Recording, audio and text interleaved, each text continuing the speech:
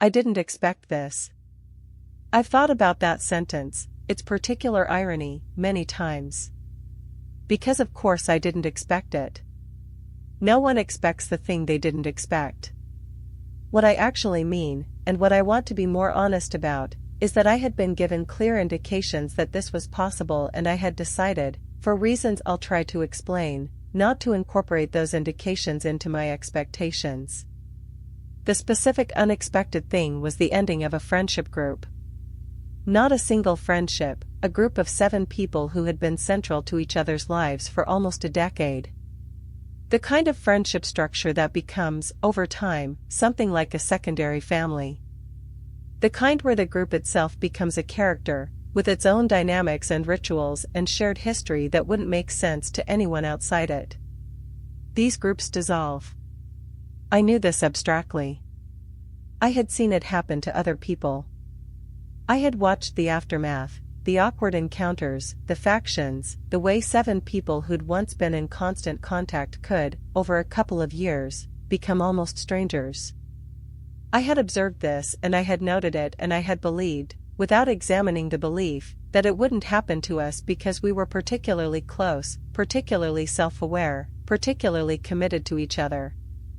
Particular closeness does not protect against this.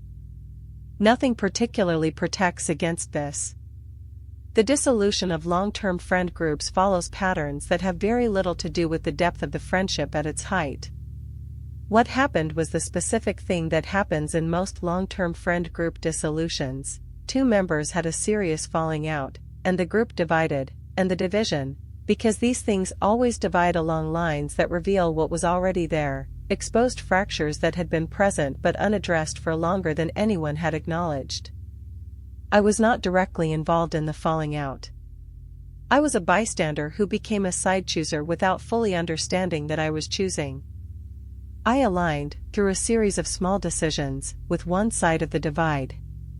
My alignment was genuine. I believed I was on the side that was right. But I was also doing something else I didn't fully acknowledge. I was choosing the side that required less sacrifice. The people I aligned with were closer to me in practical terms. The cost of alignment was lower. The people on the other side of the divide, some of whom I'd been genuinely close to, some of whom I had history with that I valued, read my alignment correctly. Not as a principled position, but as a pragmatic one. And they weren't wrong. By the time I understood what I'd been participating in, the damage was done. Not dramatically, not in a single confrontation, the way these things always go. It was gradual and deniable, and by the time it was unmistakable, the distances had become structural. I reached out, afterward, to some of the people on the other side. Some of those conversations were possible and productive, and some of those relationships have been partially rebuilt. Some haven't. The ones that haven't are the ones where my small, pragmatic choices during the divide had been registered as a kind of betrayal, not of a principle, but of a person. Of the specific, personal history between us. I didn't expect it to matter that much. I thought the small choices would be invisible. They weren't. They were precisely and correctly read. What I've learned from this is about the readability of our behavior to the people who know us well. We often imagine we're being subtle, that our small allegiances and careful neutralities are undetectable. The people who have watched us closely for years are usually reading us accurately. They see the small choices. They integrate them. They update their understanding of where we stand. The update is quiet. It doesn't announce itself. It just changes something, subtly, in the nature of the trust.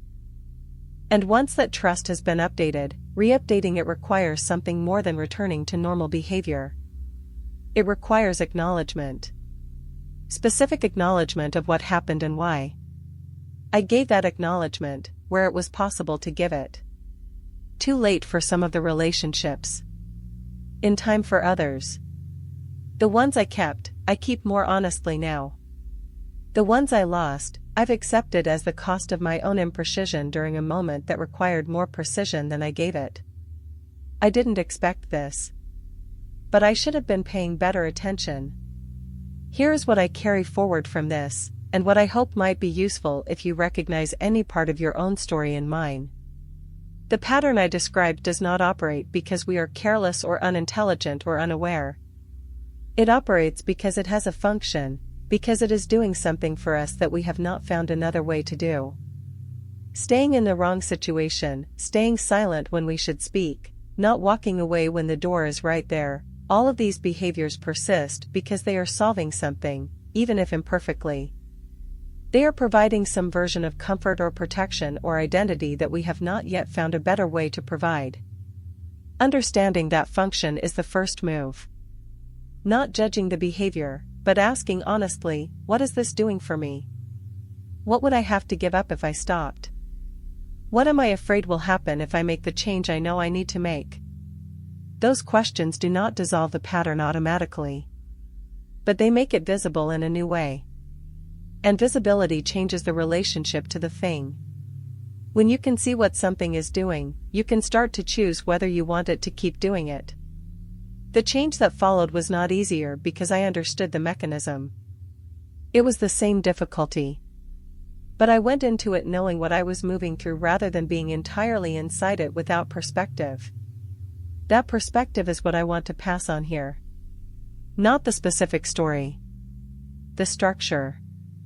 The shape of how we stay in things longer than we should, how we look away from things we can see, how we tell ourselves the thing will change without giving it a mechanism for changing. You are not alone in this. It is not a character flaw. It is how the human nervous system manages uncertainty and fear. But you can do something different. The doing starts with the looking. Look at it. Directly. Honestly. Without the story that makes it easier to carry. And then decide what you want to do with what you see. That decision, fully conscious and fully yours, is the only kind that actually changes anything. There is also something I want to say about the specific moment of turning toward rather than away, the moment when you actually do the thing you have been not doing. Because that moment has a texture that I was not prepared for, and that I think is worth naming so you know what to expect when you reach it. It does not feel like relief. Not at first. The moment of change, of finally having the conversation, or walking away, or saying the thing, or making the decision, often feels worse before it feels better. There is a period of acute discomfort in which the old equilibrium has been disturbed but the new one has not yet settled.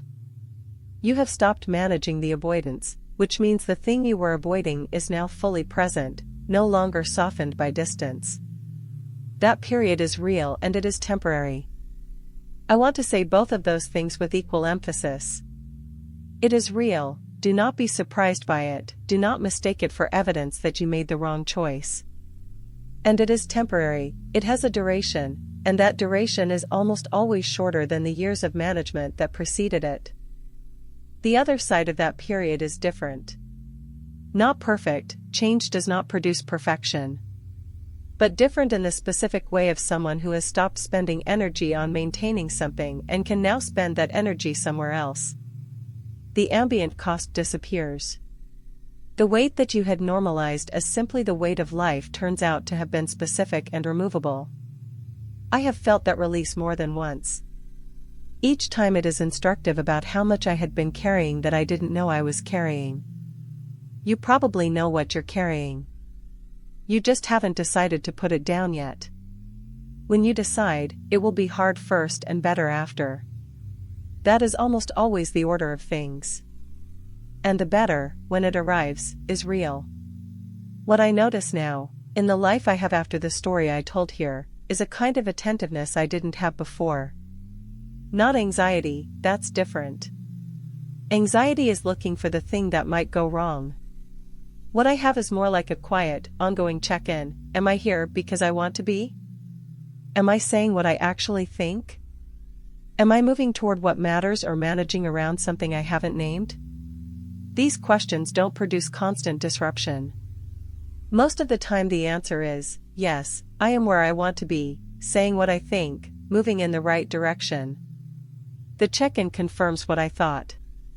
And that confirmation is itself valuable. It builds a different relationship with my own choices. They feel more like choices and less like things happening to me.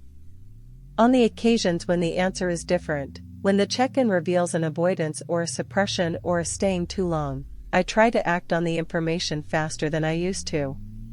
Not immediately, not impulsively, but without the elaborate deferral structure. Without the "I'll address this when the conditions are better." The conditions will not be better. They will be different. Different is workable. Better is a fiction. I am the only condition that changes. And I change through the practice of looking and then acting on what I see. That's the whole thing. The looking and the acting. Over and over. For as long as it takes. Which is your whole life. But a whole life spent actually inside it is worth more than a whole life spent at the edge of it, managing the view. I know which one I want. I think you do too.